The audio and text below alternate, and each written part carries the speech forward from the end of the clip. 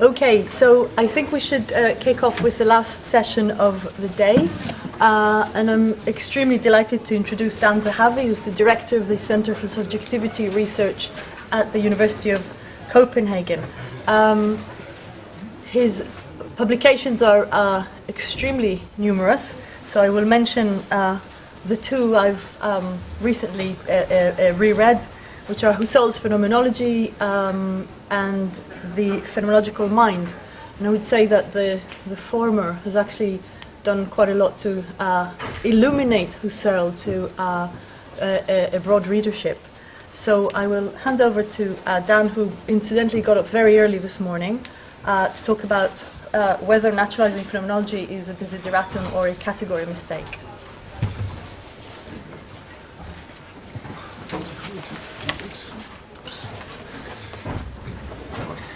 Okay, I hope, does the mic work, or should I just try to speak loud instead? It works? Okay. Okay, well, first let me thank the organizers for their very cordial invitation and the flexibility that they have kind of demonstrated vis-a-vis certain practical issues. So my talk is entitled Naturalized Phenomenology, a Desideratum or Category Mistake.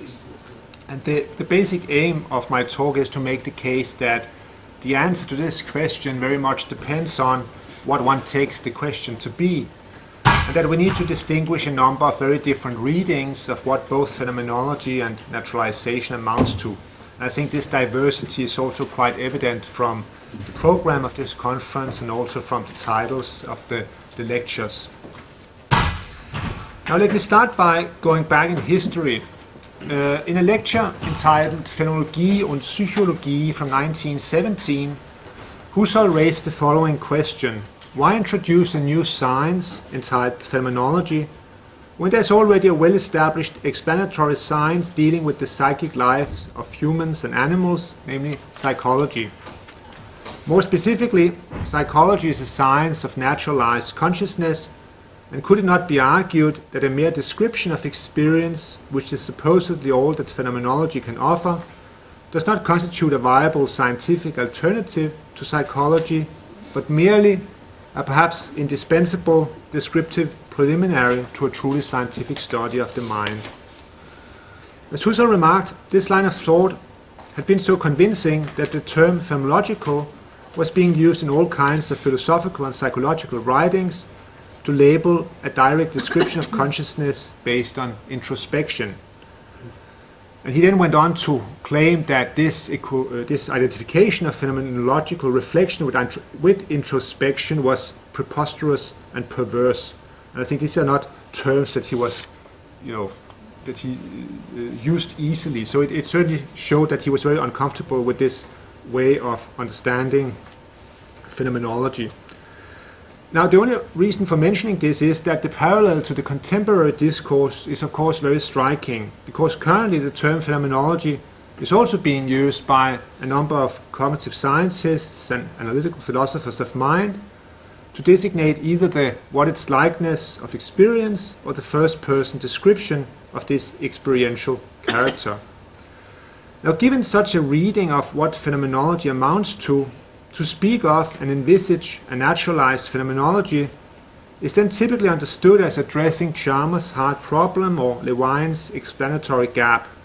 It's a question of acknowledging that a truly scientific theory of consciousness cannot allow itself to ignore the phenomenological dimension. It must address the topic of subjectivity, for otherwise it would be disregarding a crucial aspect of the explanandum. But in addition to acknowledging that phenomenology in this sense of the term is part of the explanandum, the call for naturalization is also an attempt to avoid any residue of Mysterianism, to use a term introduced by Flanagan in his criticism of Nagel and McGinn. Since the aim is precisely to give a natural explanation of consciousness, it is to show how the experiences we are all so familiar with, or perhaps not so familiar with, from the first-person perspective, are ultimately amenable to a natural scientific investigation and explanation. So this is one way of understanding what a naturalized phenomenology might amount to. but it is not the type that I will be focusing on. Rather, when I in the following talk about phenomenology, I will specifically be talking about one of the dominant traditions in 20th century philosophy, namely the tradition established by Husserl and continued and further developed by thinkers like Scheler, Heidegger, Sartre, and Merleau-Ponty, to just mention a few names. Now, when it comes to the question of whether this kind of phenomenology can be naturalized, whatever that is then supposed to mean, there are historical precedents, but there's no question that Francisco Varela's work during the 1990s was decisive in promoting this kind of concern. In the co-authored book The Embodied Mind from 1991, Varela, Thompson and Roche took their inspiration from Merleau-Ponty, who they heralded as someone who already early on had, and I quote, argued for the mutual illumination between the phenomenology of direct lived experience, psychology and neurophysiology. This was then followed up by Varela in his 1996 article Neurophenomenology, where he emphasized the embodied character of the human mind and attempted to combine neuroscience with phenomenology in the study of experience and consciousness. Now, as a result of these initial publications by Varela, an intense debate erupted about the relationship between phenomenology and cognitive science, and more generally about whether phenomenology could and ought to be naturalized. And yet another milestone in this debate was then the landmark volume Naturalizing Phenomenology from 1999, where Varela and his three co-editors again argued that it was crucial for the future development of cognitive science that cognitive scientists learn to use some of the methodological tools that were developed by Husserl and Merleau-Ponty. Now, despite the very explicit reference to the Husserlian tradition, the four editors of the volume did, however, see their proposal as a contribution to a solution or perhaps dissolution of the hard problem. They argued that the ultimate goal was to provide a natural explanation of consciousness, that is, to avoid any residue of dualism, and that this would entail that phenomenology became integrated into an explanatory framework where every acceptable property was continuous with the properties admitted by natural science. So in such a reading, a naturalization of phenomenology would be one that eventually made phenomenology part of, or at least an extension of, natural science. Now, if this is what naturalized phenomenology amounts to, is it then a desideratum or a category mistake?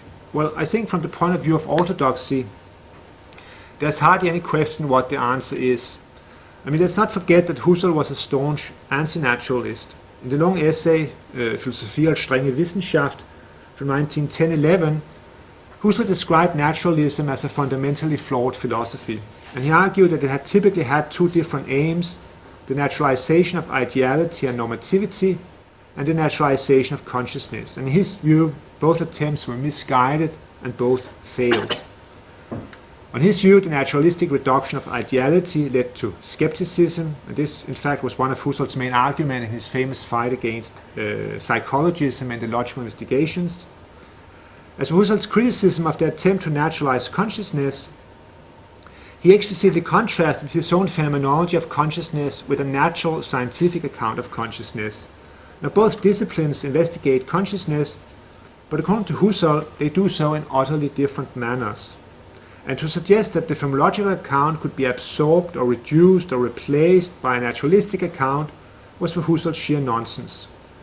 Now, this is not to say that Husserl didn't respect natural science, but as he famously put it in Ideas 1, when it is actually natural science that speaks, we listen gladly and as disciples, but it's not always natural science that speaks when natural scientists are speaking. It surely is not when they are talking about philosophy of nature and epistemology as a natural science, unquote. But why does Husserl oppose this attempt to implement a thorough naturalistic account of consciousness? Well, his reason is that naturalism, on his view, is incapable of doing full justice to consciousness. Not only has it, in the shape of experimental psychology, tended to lose sight of subjective or experiential consciousness, but even more importantly, naturalism treats consciousness as a real or current entity in the world. That is, it conceives of consciousness as an object in the world on a par with, though possibly more complex than, volcanoes, waterfalls, ice crystals, gold nuggets, or black holes. But in Husserl's view, this is unacceptable since consciousness, rather than merely being an object in the world, is also a subject for the world. That is, a necessary condition of possibility for any entity to appear as an object in the way it does and with the meaning it has. So, to put it differently, according to Husserl, the decisive limitation of naturalism is that it's incapable of recognizing what he calls the transcendental dimension of consciousness. Now for Husserl, naturalism takes its subject matter, nature, for granted. Reality is assumed to be out there, waiting to be discovered and investigated, and the aim is then to acquire a strict and objectively valid knowledge about this given realm. But for Husserl, this attitude must be contrasted with the properly philosophical attitude, which critically questions the very foundation of experience and scientific thought. Philosophy is a discipline which doesn't simply contribute to or extend the scope of our scientific knowledge, but which instead investigates the basis of this knowledge and asks how it is possible. Now, one way to interpret Kant's revolutionary Copernican turn is by seeing it as amounting to the realization that our cognitive apprehension of reality is more than a mere mirroring of a pre-existing world. Moreover, Kant transformed the pre-critical search for the most fundamental building blocks of reality into a reflection on what conditions something must satisfy in order to count as real. What is the condition of possibility for the appearance of objects? Now, with various modifications, this idea was then picked up by Husserl and subsequent phenomenologists. And it's important to emphasize that the reason why phenomenologists have emphasized the importance of the first-person perspective and investigated the fundamental structures of consciousness and selfhood has not been because they considered such an investigation the ultimate goal. If so, phenomenology would have remained a form of philosophical psychology or philosophical anthropology. No, the analysis was motivated by transcendental philosophical considerations. So far, phenomenology's response to naturalism is rather unequivocal. I mean, contrary to some proposals, it's not naturalism's classical endorsement of some form of physicalism that constitutes the main obstacle to a reconciliation, because it isn't as if matters would improve if naturalism opted for some version of emergentism or property dualism. No, the real problem has to do with naturalism's commitment to objectivism and metaphysical realism. And given such commitments, the attempt to naturalize phenomenology seems fundamentally misguided. As Husserl explained in a letter to the neo-Kantian Rickert, in a letter from 1915, he wrote there that he considered the fight against naturalism, a fight he had devoted his life to, indispensable for the progress of philosophy. And indeed for Husserl, a phenomenologist who embraced naturalism would in effect have ceased being a philosopher. Now I think it's by adopting an outlook like this that Len Lawler has recently written that all forms of naturalism are incapable of solving the transcendental problem that was of concern to Husserl, and that the project of naturalizing in general, and especially the project of naturalizing phenomenology, only makes the crisis addressed by Husserl in his late work Die Krisis der europäischen Wissenschaften und die Phenomenologie even worse. So this was something that Lawler wrote 2 years ago. In an article that I published back in 2004, I also stressed that if one does understand naturalized phenomenology in accordance with the programmatic statement in the introduction to the volume Naturalizing Phenomenology, I do think that the proposal is indeed misguided. I think that if one were to implement this strategy, one would by the same token abandon much of what makes phenomenology philosophically interesting. I think that phenomenology is a transcendental philosophical endeavor, and although one might ease the way for its naturalization by abandoning the transcendental dimension, I think one would then not retain much of that which makes phenomenology a distinct philosophical discipline, strategy, or method. So this is one go at what a naturalization of phenomenology might entail if one by phenomenology understands this specific philosophical tradition. But, and I think there's a but, there are some further options available. And what I want to do in the rest of my paper, because this is a rather, if you want, a negative conclusion, but what I want to do in the rest of my paper is to outline two alternative takes on what a naturalized phenomenology amounts to. And I want to suggest that our appraisal of the desirability of a naturalized phenomenology should be more positive if we opt for one or both of the following proposals. So, the first alternative, which is a very different way of understanding what a naturalization might amount to, a way that has had classical roots, but which I also think has received quite a dramatic revival in recent years, is to hold that a naturalization of phenomenology simply entails letting phenomenology engage in a fruitful exchange and collaboration with empirical science. Now, the ultimate philosophical aim of phenomenology is to provide a transcendental philosophical clarification, and I think as such its aims differs from that of empirical science. But I think there is more to phenomenology than this ultimate goal. Phenomenology also offers detailed analysis of various aspects of consciousness, including perception, imagination, embodiment, memory, self-experience, temporality, etc. Now, in offering such analysis, phenomenology addresses issues that are crucial for an understanding of the true complexity of consciousness, and perhaps it might even offer a conceptual framework for understanding the mind that is superior to some of the models currently in vogue in cognitive science. But for the very same reason, it should also be clear that phenomenology deals with topics that it shares with other disciplines, and I think it would be wrong to insist that it should simply ignore empirical findings pertaining to these very topics. Now, the phenomenological credo to the things themselves calls for us to let our experience guide our theories. We should pay attention to the way in which we experience reality. Now, empirical scientists might not pay much attention to the formal structures of phenomenality, but as empirical researchers, they do in fact pay quite a lot of attention to concrete phenomena, and might consequently be less apt to underestimate the richness, complexity, and variety of phenomena than the average philosopher. As Merleau-Ponty puts it in La Nature, how thus not to be interested in science in order to know what nature is? If nature is something all-encompassing, we cannot think it starting from concepts, let alone deductions.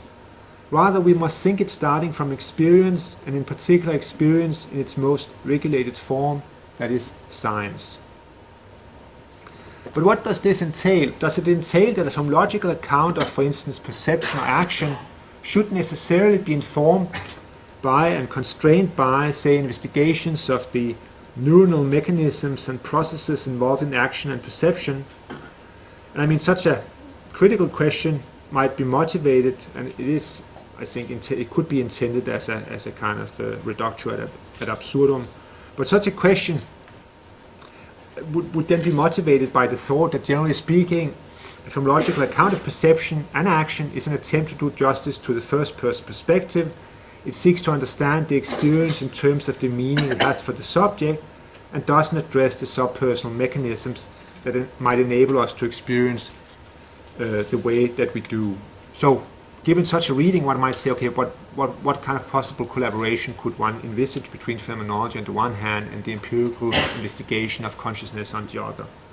But I think two things can be said in response.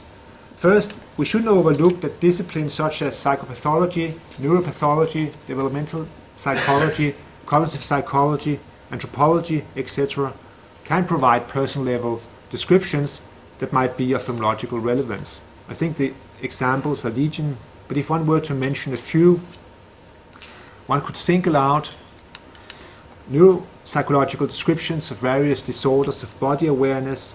Consider, for example, Jonathan Cole's careful analysis of Iron Waterman, who at the age of 19, due to illness, lost all sense of touch and proprioception from the neck down. Then compare Cole's analysis of how dramatic and disabling this impairment was with the classical phenomenological investigation of the lived body that we find in Whoso and Merleau-Ponty. Next, one might mention psychopathological descriptions of schizophrenic disturbances of self-experience and intentionality. Psychiatrists and clinical psychologists like Minkowski, Blankenburg, Parnasse and Sass, for example, have provided careful analysis of the disturbed self and world experience we find in schizophrenic patients, and one might compare such accounts to the phenomenological discussion of what is known as natural evidence and of non-objectifying pre-reflective self-awareness, for instance. Finally, just to mention one further example, take developmental descriptions of social interactions in early childhood. Compare, for example, the careful analysis provided by contemporary developmental psychologists like Trevathan, Daniel Stern, Philippe Rochat, Vasudevi Reddy, or Peter Hobson of primitive but fundamental forms of social understanding found in infants and young children to the work on empathy, pairing, and anticorporeity that we find in Scheler, Stein, Husserl, and Merleau-Ponty.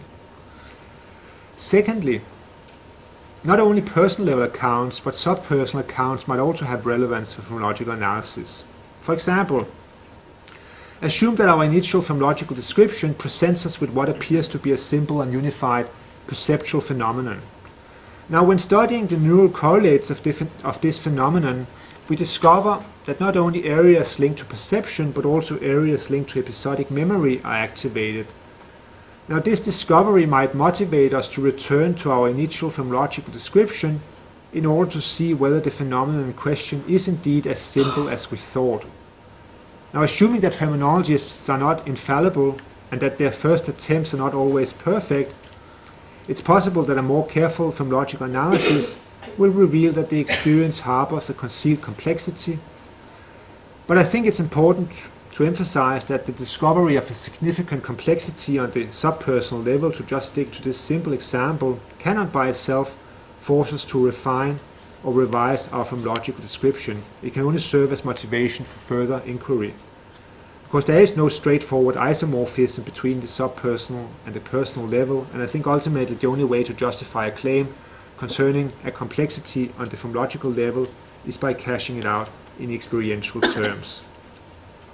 So, on this proposal, the naturalization of phenomenology wouldn't merely consist in stressing the usefulness of phenomenological analysis and distinctions for, say, cognitive science.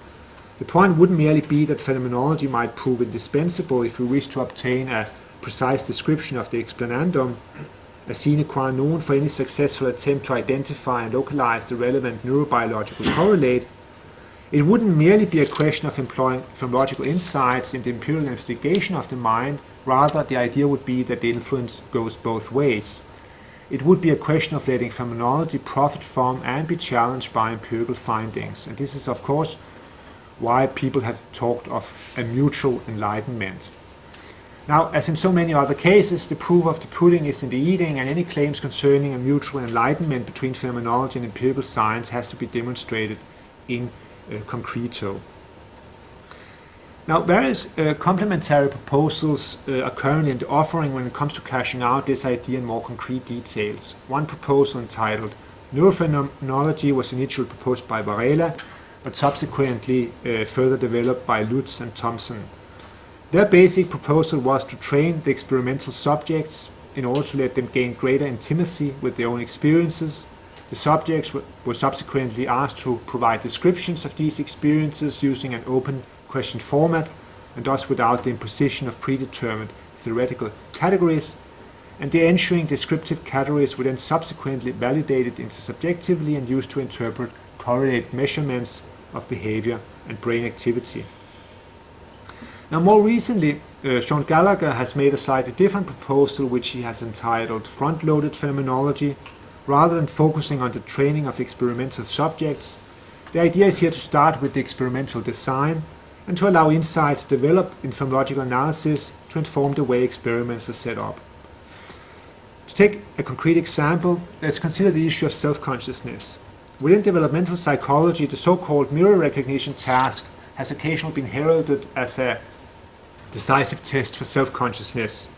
From around 18 months of age, children will engage in self-directed behavior when confronted with their mirror image, and it has been argued that self-consciousness is only present from the moment a child is capable of recognizing itself in the mirror. Now, needless to say, this line of reasoning makes use of a very specific notion of self-consciousness. And rather than simply letting phenomenological insights guide our interpretation of the results obtained through the testing of mirror recognition, another possibility would be to let the phenomenological account and analysis of what is known as pre-reflective self-consciousness guide our design of the experimental paradigm. So it would no longer involve the testing of mirror recognition, which phenomenologists would typically consider evidence for the presence of a rather sophisticated form of self-consciousness, but would rather aim at, for instance, detecting the presence of a more primitive form of proprioceptive body awareness. To front-load phenomenology does not imply, however, that one simply presupposes or accepts well-rehearsed phenomenological results. Rather, and here I'm just quoting Gallagher, it involves testing those results and more generally incorporates a dialectical movement between previous insights gained in phenomenology and preliminary trials that will specify or extend these insights for purposes of the particular experiment or empirical investigation.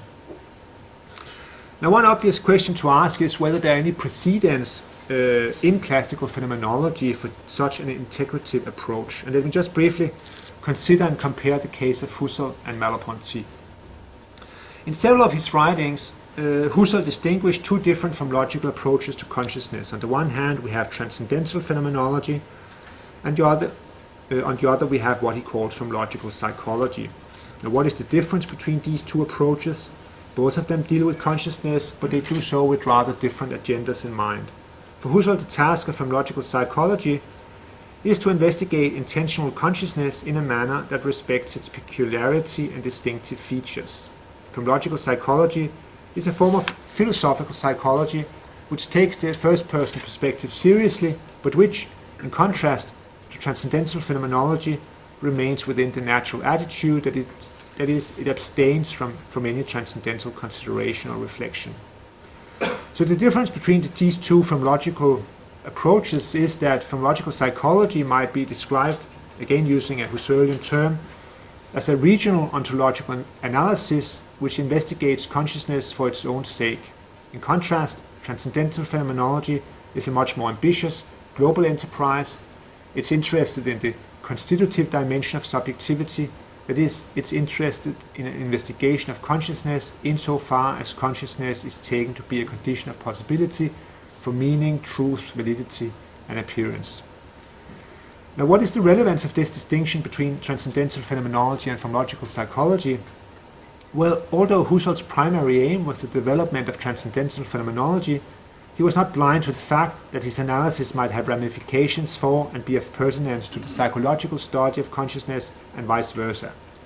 So Husserl spoke of a parallelism between phenomenological psychology and transcendental phenomenology, and he claimed that it's possible to step from one to the other through an attitudinal change. In fact, in Cartesian Meditations, he even wrote that it's pointless to treat transcendental phenomenology and the positive science of intentional psychology separately. Now, at first he suggested that the former should pave the way and that the latter could then take over some of the results without having to bother with all the transcendental considerations. But as he then eventually went on to say, in its core, intentional psychology, the study of consciousness, contains a transcendental dimension, is part of transcendental philosophy, though this will remain concealed until psychology is relieved of its naivety. Now, might such considerations concerning parallelism allow for the possibility that empirical findings, if based on a meticulous analysis of the phenomena, and if subjected to the requisite modifications, could be taken up by and consequently influence and constrain the analysis of transcendental subjectivity? I see no reason why not. Consider, for instance, Husserl's discussion in Ideas 2 of the effects of consuming the anthelmintic drug santonin. Or to take a more fundamental example, consider the fact that Husserl's ontological way to the reduction takes a careful description of a specific ontological region as a guiding line for the subsequent transcendental analysis.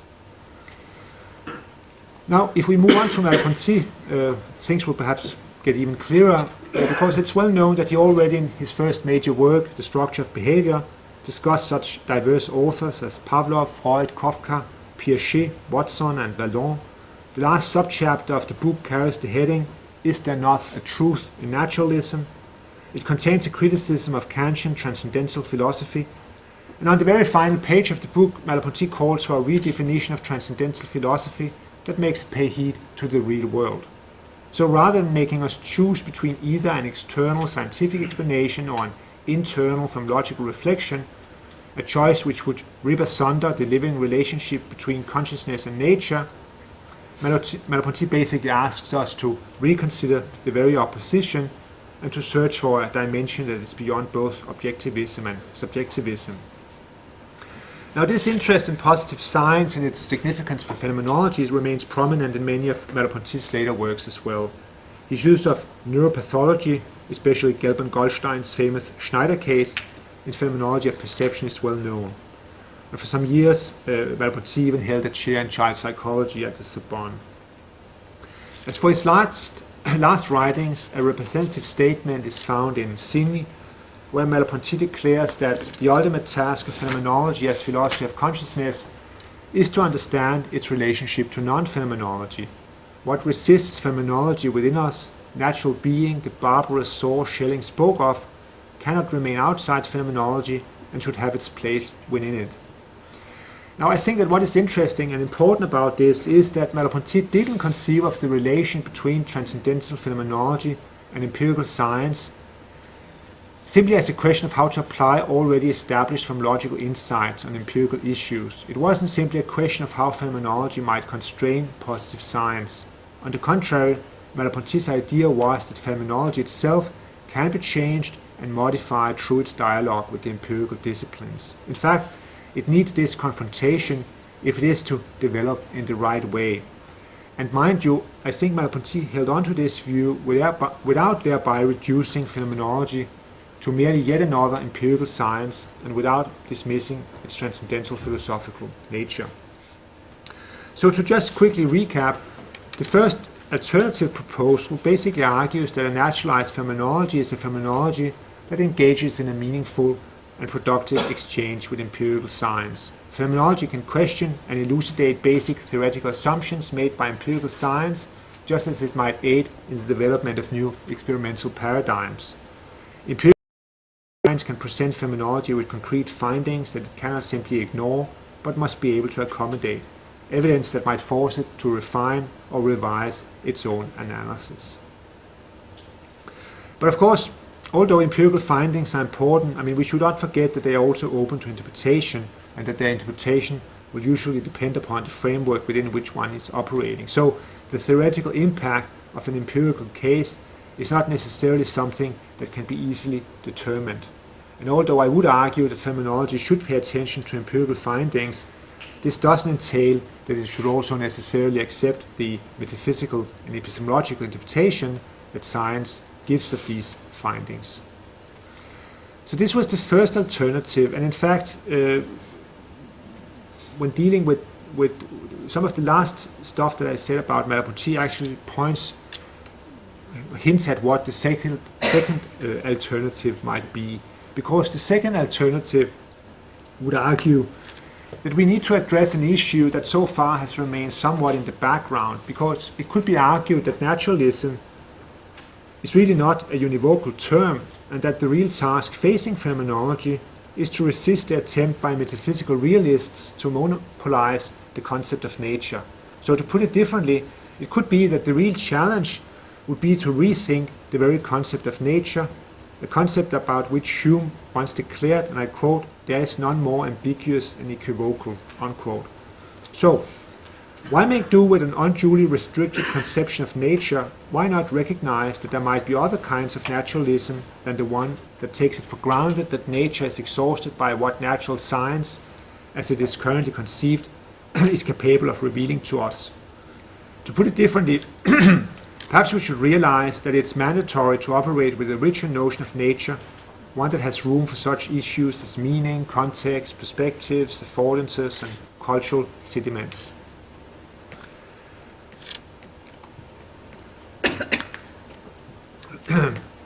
Now, the volume Naturalizing Phenomenology had 4 editors.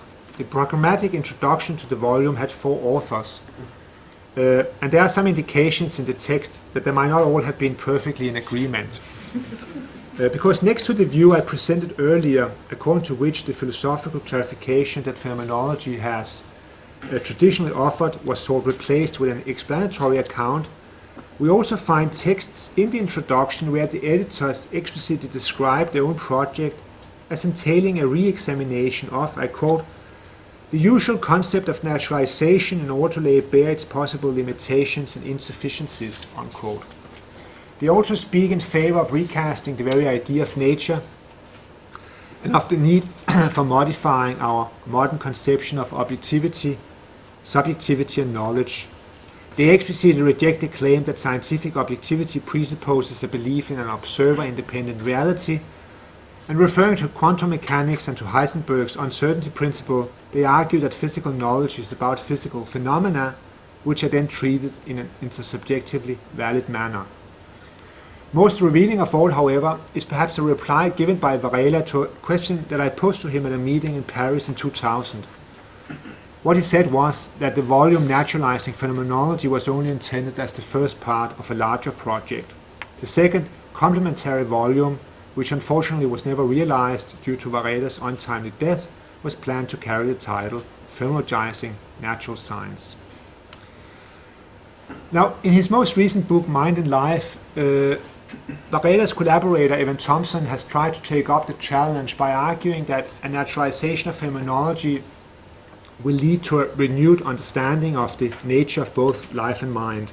Indeed, on his view, phenomenology provides a way of observing and describing natural phenomena that bring out features which would otherwise remain invisible to science, features such as selfhood, normativity, subjectivity, intentionality, and temporality. And one of the decisive ambitions of Mind and Life is precisely to show how phenomenology might enable us to appreciate, as he puts it, the inner life of biological systems. Now, a core concept at work in Thompson's account is the concept of self-organization or autopoiesis.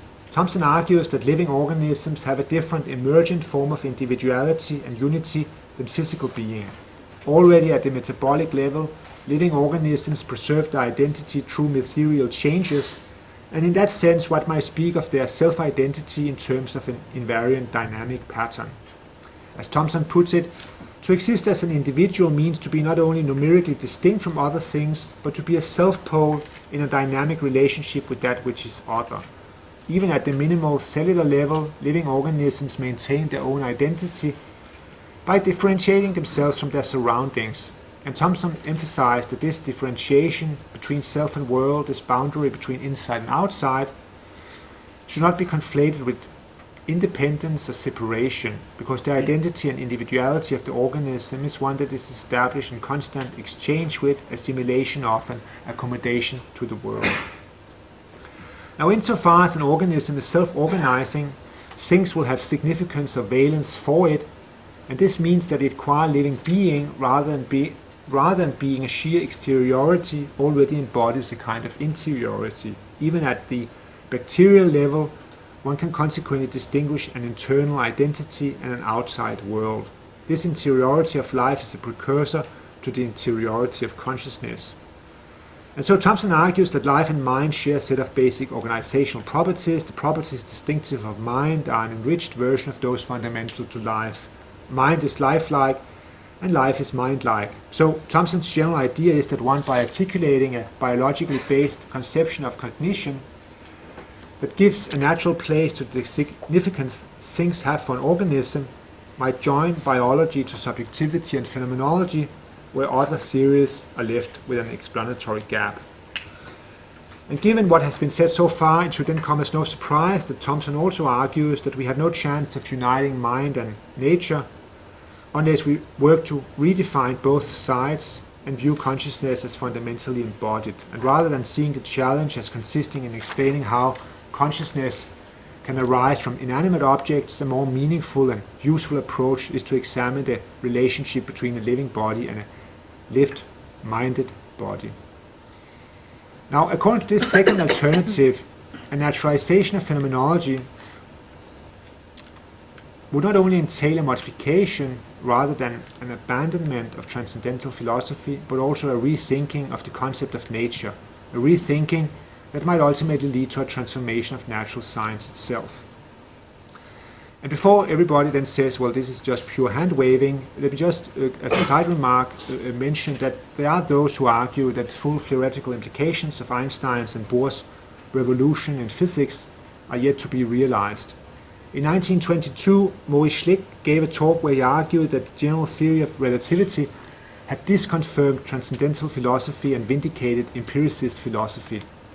This view has found much resonance, but as Wickman has argued in his recent book, The Reign of Relativity, Philosophy and Physics from 1915 to 25, this view happens to be quite incorrect, because as Wickman points out, the outstanding mathematician Hermann Weyl, who was one of Einstein's colleagues in Zurich, and who contributed decisively to the interpretation and further development of both the general theory of relativity and the field of quantum mechanics, did not only draw quite extensively on Husserl's criticism of naturalism, but was also deeply influenced by Husserl's transcendental idealism.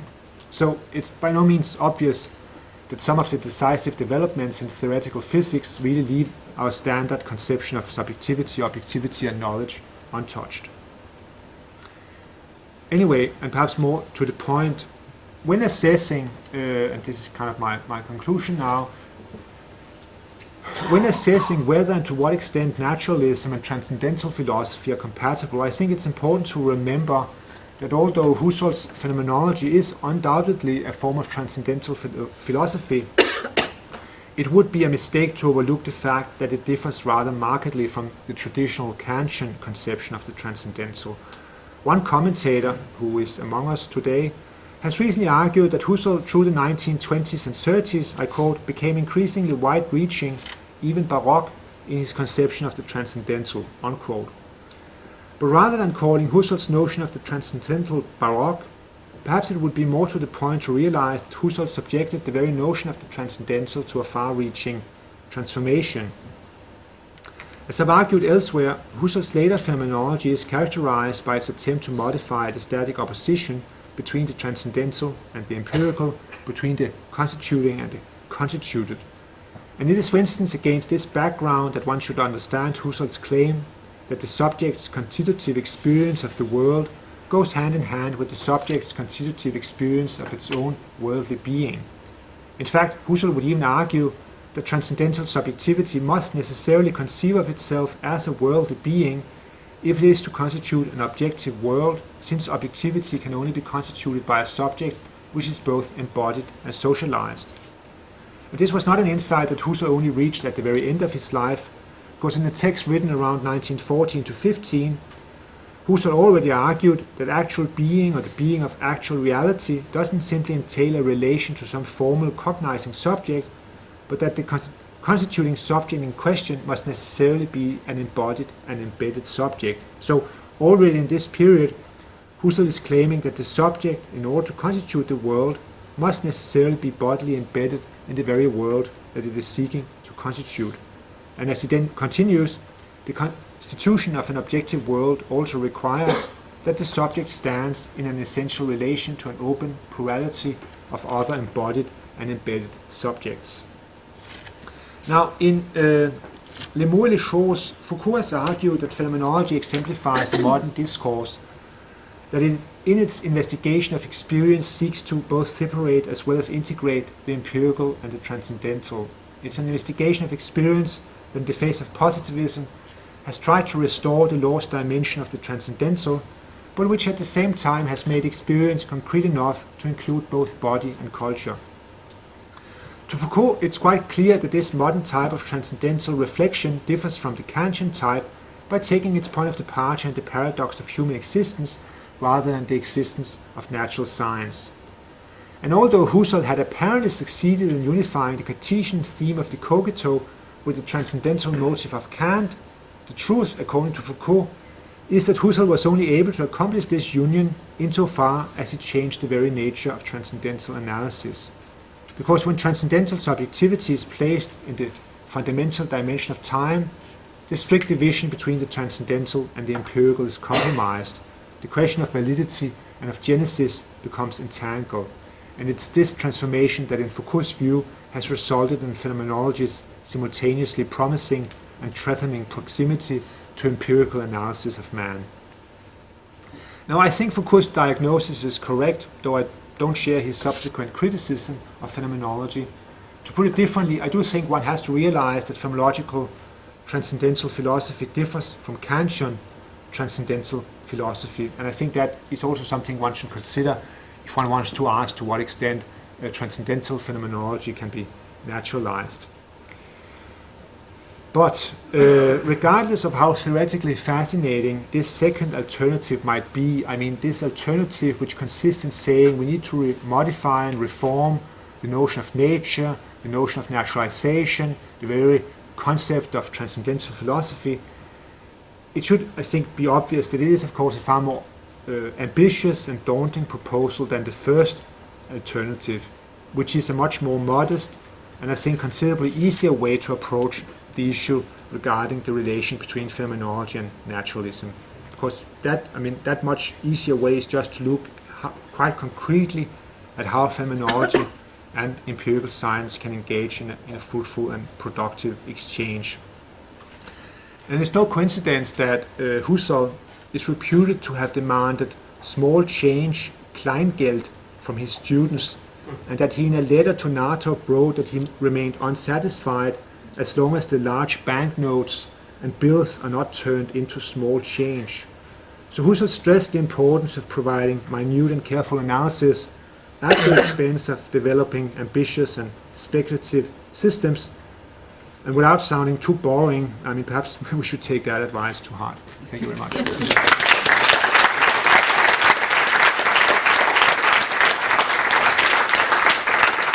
Michelle. I just have a question about the more ambitious proposal. Because, as you stated, it really requires us to reconceptualize nature and have lots of changes how we ordinarily think of, I don't know, the external or the objective. But do you think that it's going to require us to rethink what the subjective is as well? I mean, or is that going to remain untouched?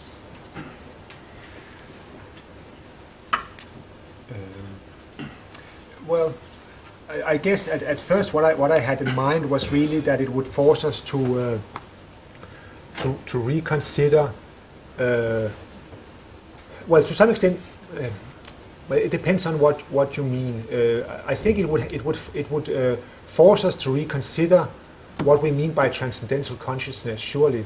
But you could also say that even the more modest proposal could also potentially force us to rethink what we mean by consciousness, because it could force us to revise our analysis of a lot of kind of more concrete aspects.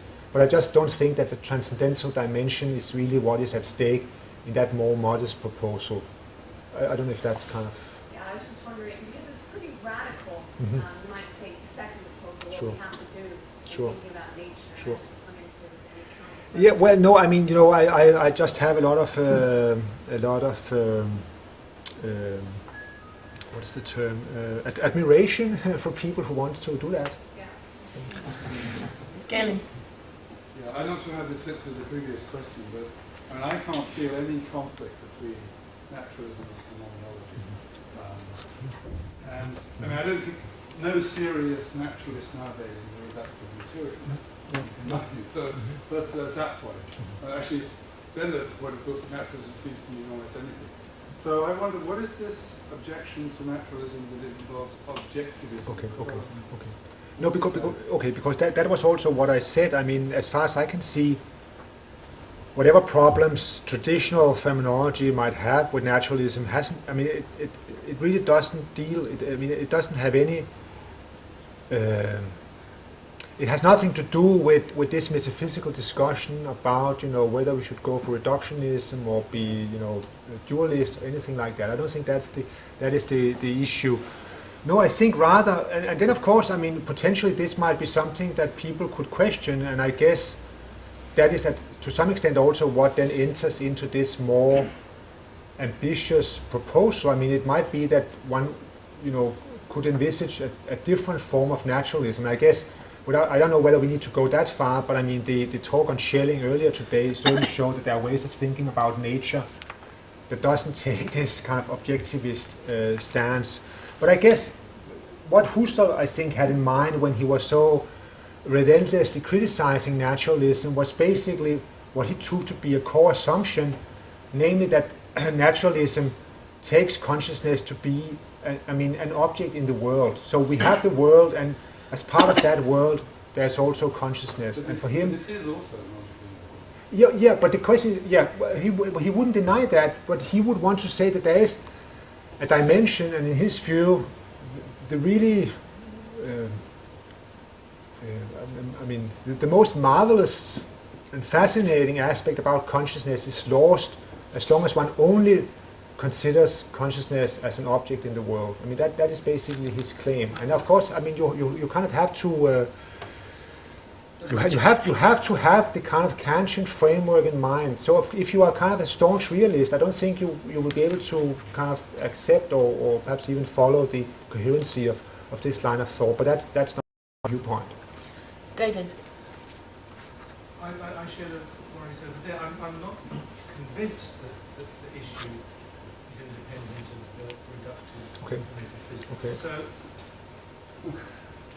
do you think, following Rousseau, that a view that sees consciousness as part of the natural world, perhaps reductively identified with parts that can be identified other ways, is going to fail to do something? It's going to fail to account for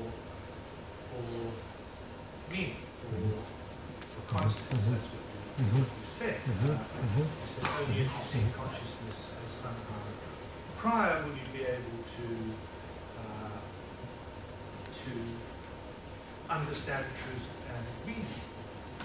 But I'm a reductive materialist who sees consciousness as part of the world, and I think all those things can perfectly well be explained. So seeing consciousness as part of the world doesn't take away truth and meaning unless you've got some further arguments or commitments. Sure, yeah, but I think, I mean, perhaps one way of explaining what I have in mind is to kind of move a little bit backwards in time and kind of consider a time, a period in analytical philosophy where philosophy of language was kind of taken to be the kind of, the starting point and kind of prima philosophy.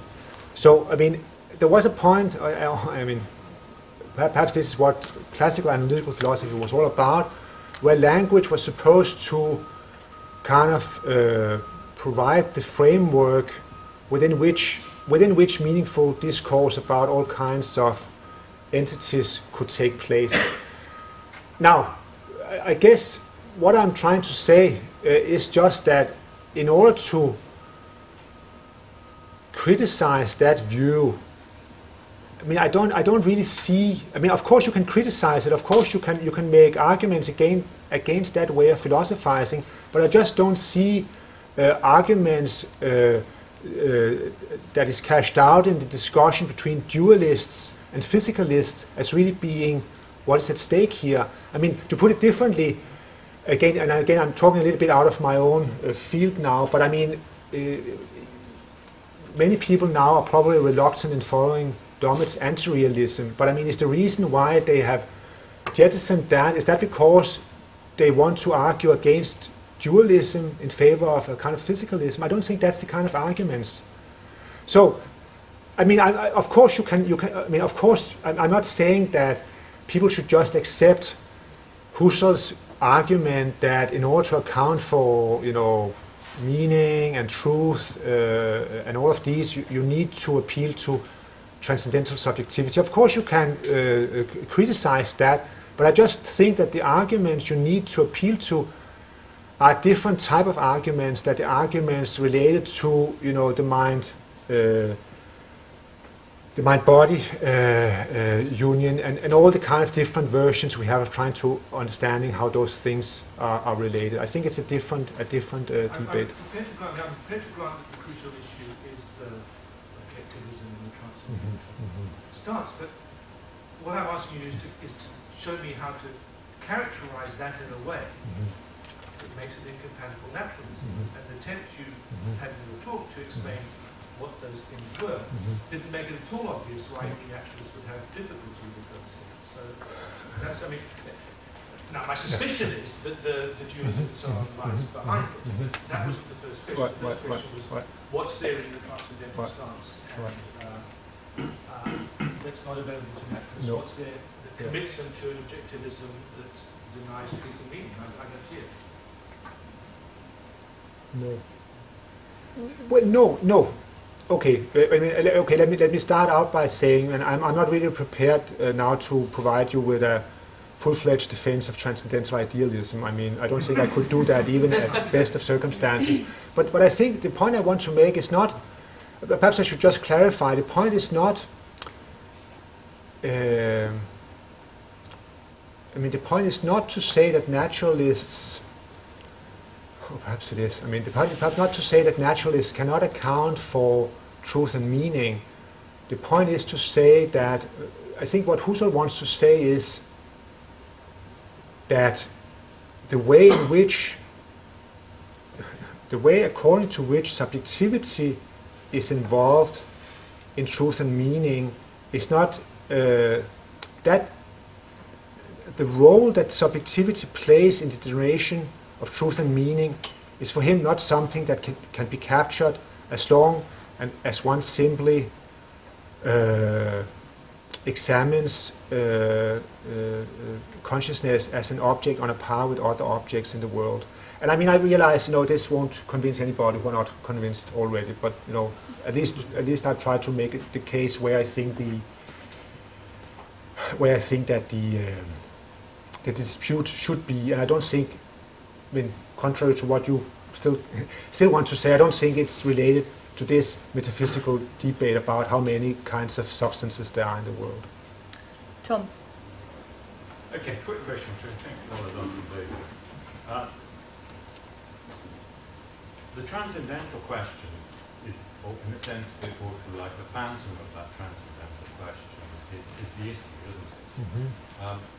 Now, one line of thought here, which David has discussed, rejected in a way, has been that questions about conditions for the possibility of meaning and knowledge and truth have a kind of normativity in them which resists such a kind of naturalism. And I suppose my question to you is whether that line of thought connects directly with the appeal to subjectivity that seems the inheritor of the phenomenology, the transcendental phenomenology. In other words, could you sketch a bridge that a sort of defender of irreducible normativity might follow, that might get them to some notion of phenomenological subjectivity? Sure. Yeah, but I think, I now a little bit too late realize what my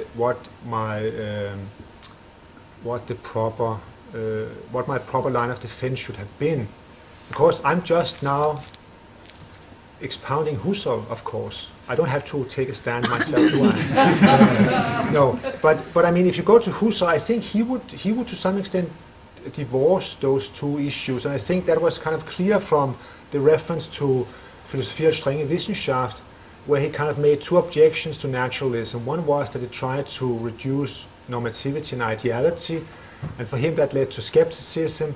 And I mean, the way that is cashed out in the logical investigations doesn't really have much bearing on subjectivity. It has more to do with a certain form of, if you want, logical Platonism, and the question of whether one can avoid relativism without a rather robust notion of normativity and ideality. And then on the other side, there was this issue about whether naturalism can do justice to basically to subjectivity, to the first person perspective, etc. And I mean, I don't really see.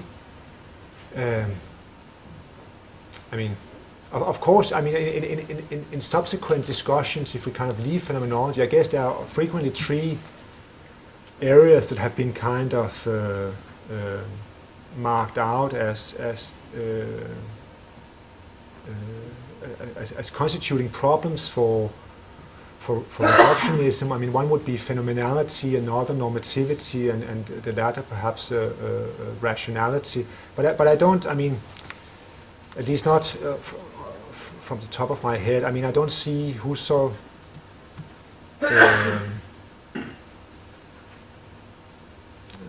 I don't really see him as kind of unifying all those into a kind of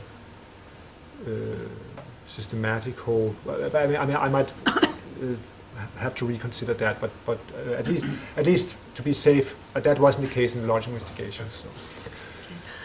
We've got 3 minutes and 6 questions, so can you keep it brief, please, David? I think I'd want to press you on the first part of your paper, because you implied that to some extent the findings of neuroscience or cognitive science could revise or supplement phenomenological claims, but really wouldn't affect the kind of transcendental project or the possibility of the transcendental project. But it seems to me that the transcendental project, the transcendental claims make modal claims about the possibility, about the possibilities for consciousness, and these are knowledge claims. And if cognitive science can question our grasp of,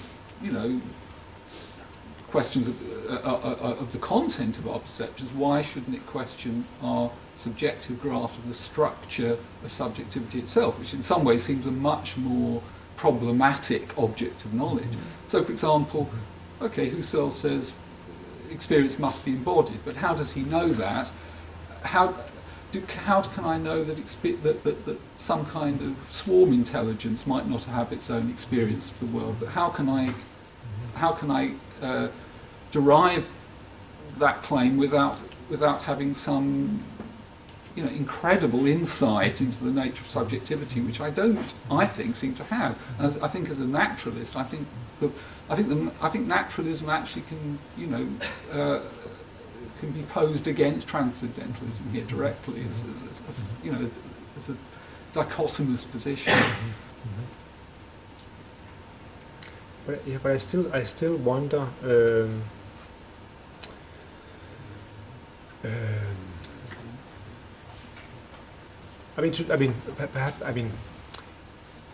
Perhaps we should distinguish between eidetics and the transcendental. And when Husserl is saying, consciousness must necessarily be embodied, I don't know whether that is a transcendental claim or whether it's rather an eidetic claim. And if it's an eidetic claim, it could very well be that empirical findings, could demonstrate its weakness and so on, and lead to a modification. And I think on this account, I really see Husserl as a kind of, I don't think he was a foundationalist in the sense that the phenomenological insights were supposed to stand, untouched forever. I think, if you can bring up better evidence, there's all reasons to kind of, modify our view. But I still wonder, when you say why shouldn't empirical findings, question or put pressure on transcendental philosophy? Again, we need to get clear on what precisely transcendental philosophy is, and I myself have just said that there's a difference between phenomenological transcendental philosophy of Kantian transcendental philosophy. But if we go back to Kant, and take some of his considerations about, das Ding an sich and the phenomenal world, I think there are all kinds of reasons. There are various ways one can question, that way of cutting the cake and, the coherency of that viewpoint. But I have kind of difficulty seeing how empirical discoveries in neuroscience and cognitive psychology are the kind of arguments we need in order to put pressure on these very fundamental philosophical considerations. So I guess, yeah. I'm afraid that's all the time we've got, unless, Will, you've got a one-liner. I haven't actually, unfortunately. Okay, in that case, we're going to stop here. I'm sure we can carry on discussing over a drink. So let's just thank Dan for a fantastic